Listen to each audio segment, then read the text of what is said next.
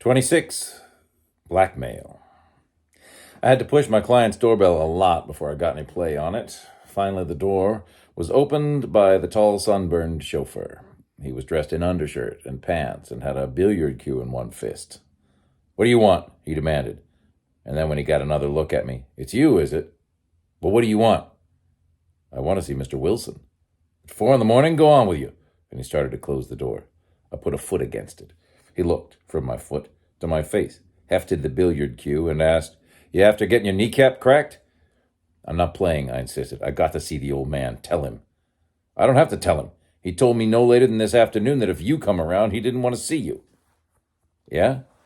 I took the 4 love letters out of my pocket, picked out the first and least idiotic of them, held it out to the chauffeur, and said, "Give him that, and tell him I'm sitting on the steps with the rest of them.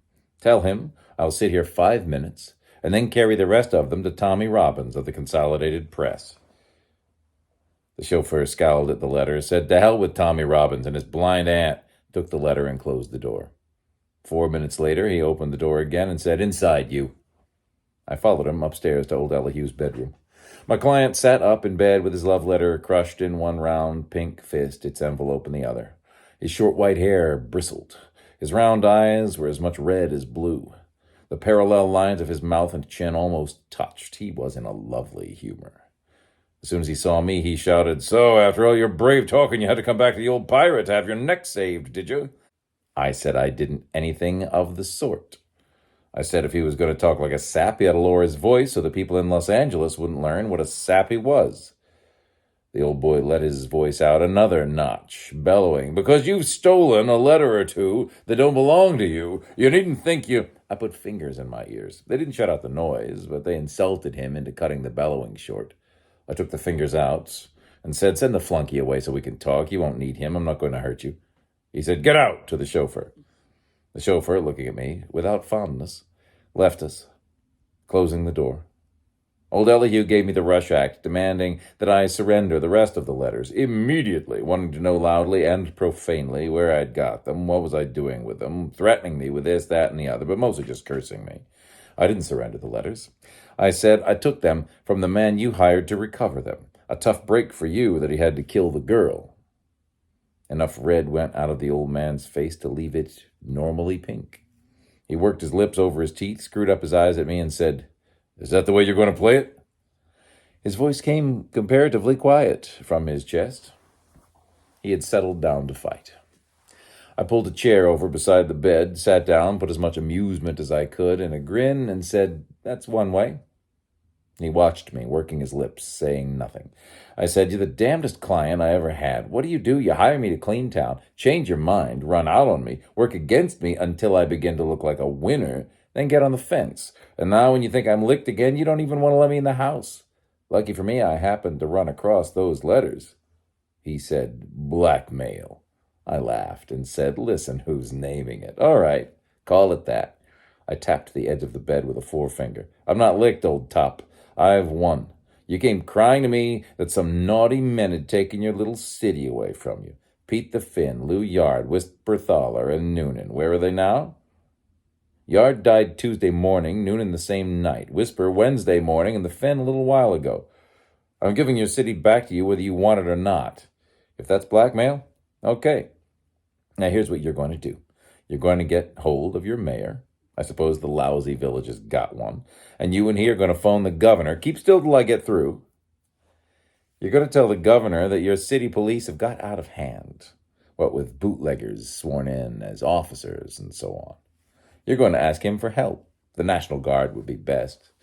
I don't know how various ruckuses around town have come out, but I do know the big boys, the ones you were afraid of, are dead. The ones that had too much on you for you to stand up to them. There are plenty of busy young men working like hell right now trying to get into the dead men's shoes. The more, the better. They'll make it easier for the white-collar soldiers to take hold while everything is disorganized. And none of the substitutes are likely to have enough on you to do much damage. You're going to have the mayor or the governor, whichever it comes under, suspend the whole Personville Police Department and let the mail-order troops handle things so you can organize another. I'm told that the mayor and the governor are both pieces of your property. They'll do what you tell them, and that's what you're going to tell them. It can be done, and it's got to be done. Then you'll have your city back all nice and clean and ready to go to the dogs again. If you don't do it, I'm going to turn these love letters of yours over to the newspaper buzzards, and I don't mean your Herald crew, the press associations. I got the letters from Dawn. You have a lot of fun proving that you didn't hire him to recover them, and that he didn't kill the girl doing it. But the fun you'll have is nothing to the fun people will have reading these letters. They're hot. I haven't laughed so much over anything since the hogs ate my kid brother. I stopped talking. The old man was shaking, but there was no fear in his shaking. His face was purple again. He opened his mouth and roared, "Publish them and be damned!"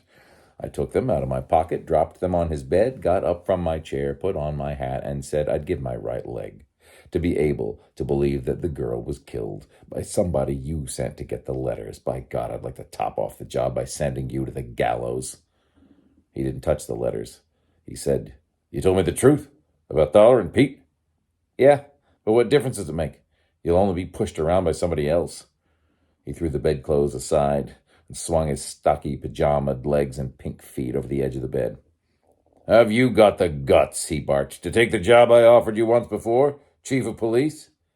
"No. I lost my guts out fighting your fights, while you were hiding in bed and thinking up new ways of disowning me. Find another wet nurse."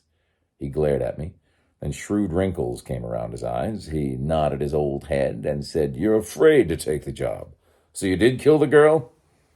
I left him as I had left him the last time, saying go to hell and walking out. The chauffeur, still toting his billiard cue, still regarding me without fondness, met me on the ground floor and took me to the door, looking as if he hoped I would start something. I didn't. He slammed the door after me.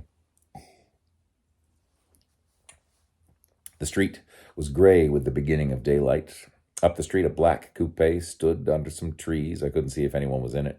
I played safe by walking in the opposite direction. The coupe moved after me. There is nothing in running down streets with automobiles in pursuit. I stopped, facing this one. It came on. I took my hand away from my side when I saw Mickey Linehan's red face through the windshield. He swung the door open for me to get in. "I thought you might come up here," he said, as I sat beside him. "But I was a second or two too late. I saw you go in, but it was too far away to catch you." "How'd you make out with the police?" I asked. "Better keep driving while we talk." "I didn't know anything, couldn't guess anything, didn't have any idea what you were working on. Just happened to hit town and meet you. Old friends." That line. They were still trying when the riot broke. They had me in one of the little offices across from the assembly room. When the circus cut loose, I back-windowed them. "How'd the circus wind up?" I asked. "The coppers shot hell out of them. They got the tip-off half an hour ahead of time and had the whole neighborhood packed with specials. Seems it was a juicy row while it lasted.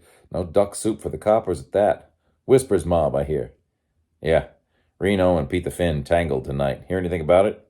"Only that they'd had it. Reno killed Pete and ran into an ambush on the getaway. I don't know what happened after that. Seen Dick?" "I went up to his hotel and was told he'd checked out to catch the evening train." "I sent him back home," I explained. "He seemed to think I'd killed Dinah Brand. He was getting on my nerves with it." "Well, you mean did I kill her?" "I don't know, Mickey. I'm trying to find out. Want to keep riding with me or want to follow Dick back to the coast?" Mickey said, "Don't get so cocky over one lousy murder that maybe didn't happen. But what the hell? You know you didn't lift her dough and pretties." Neither did the killer. They were still there after 8 that morning when I left. Dan Rolfe was in and out between then and 9. He wouldn't have taken them. I got it. The coppers had found the body, Shep and Vanneman. Got there at 9:30. Besides the jewelry and money, some letters old Wilson had written the girl must have been taken. I found them later in Don's pocket. The 2 dicks disappeared just about then. See it?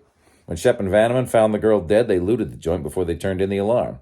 Old Wilson, being a millionaire, his letters looked good to them, so they took them, along with the other valuables, and turned them, the letters, over to the shyster to peddle back to Elihu. But Don was killed before he could do anything on that end. I took the letters. Shep and Vanneman, whether they did or didn't know that the letters were not found in the dead man's possession, got cold feet. They were afraid the letters would be traced to them. They had the money and the jewelry. They lit out. "Sounds fair enough," Mickey agreed, "but it don't seem to put any fingers on any murderers." "It clears the way some. We'll try to clear it some more. See if you can find Porter Street and an old warehouse called Redmond. The way I got it, Rolfe killed Whisper there, walked up to him, and stabbed him with the ice pick he had found in the girl. If he did it that way, then Whisper hadn't killed her. Or he would have been expecting something of the sort, and wouldn't have let the lunger get that close to him. I'd like to look at the remains and check up." Porter's over beyond King, Mickey said. We'll try the south end first. It's nearer, more likely to have warehouses. Where do you set this Rolf guy? Out. If he killed Whisper for killing the girl, that marked him off. Besides, she had bruises on her wrist and cheek, and he wasn't strong enough to rough her. My notion is that he left the hospital, spent the night God knows where, showed up at the girl's house after I left that morning, let himself in with his key, found her, decided Whisper had done the trick, took the sticker out of her, and went hunting Whisper. So, Mickey said, now where do you get the idea that you might be the boy who put it over? Stop it, I said grouchily as we turned into Porter Street. Let's find our warehouse.